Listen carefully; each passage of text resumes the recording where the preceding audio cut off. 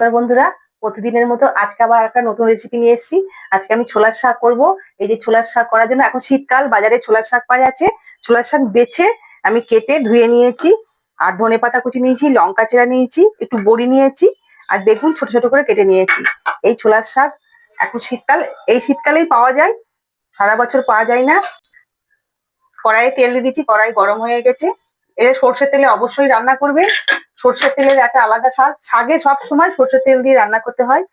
এই শাকটা 2 থেকে 3 মাস পাওয়া যায়, 2 মাস মতো পাওয়া যায়, তার বেশি হলে তখন পেকে যায়, অতটা ভালো লাগে না খেতে। শীতকালেই পাওয়া যায়। এই যে বড়িটা তেলের মধ্যে দিয়ে দিয়েছি, বড়িটা আমি লাল করে ভেজে নেব। বড়িটা আমার ভাজা হয়ে গেছে, তুলে নিচ্ছি।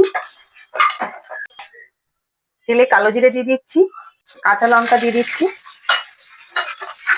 বেগুনটা দিয়ে আমি ভালো করে ভেজে নেব। খুব তাড়াতাড়ি এই রান্নাটা হয়, বেশিক্ষণ সময় লাগে না, 5 মিনিটেই রান্নাটা হয়ে যায়। আমি একটু লবণ দিয়ে দিচ্ছি।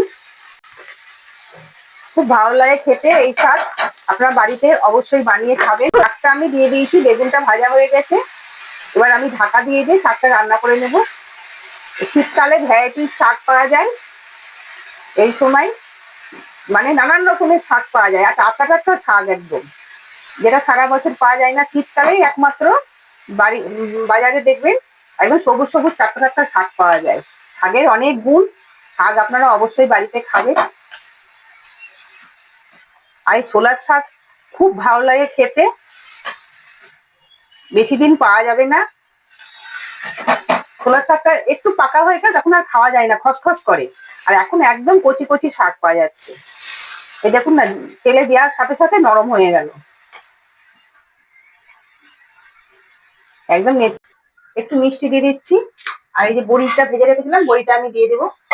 দিয়ে খুব ভালো করে এখন নেড়ে নেবো, ভালো করে নেড়ে নিচ্ছি। দেখুন শাক আমার হয়ে এসছে, বেশিক্ষণ লাগেই না এটা করতে, একটু ঢাকা দিলে 5 মিনিটে রান্নাটা হয়ে যায়। শাক আমার হয়ে গেছে, আমি এই যে ধনেপাতা দিয়ে দিচ্ছি। ধনেপাতা দিলে শাকটা আরো ভালো লাগে খেতে। নামানোর সময় অবশ্যই একটু সর্ষের তেল দিয়ে শাক নামাবেন। যে কোনো শাক রান্না করলে সর্ষের তেলটা একটু দিয়ে নেড়ে চেড়ে নামিয়ে নেবেন, খেতে বেশি সুন্দর হবে। এই যে সর্ষের তেল দিয়ে দিচ্ছি, নামানোর আগে শাকে অবশ্যই সর্ষের তেল দেবেন। আমার শাক হয়ে গেছে,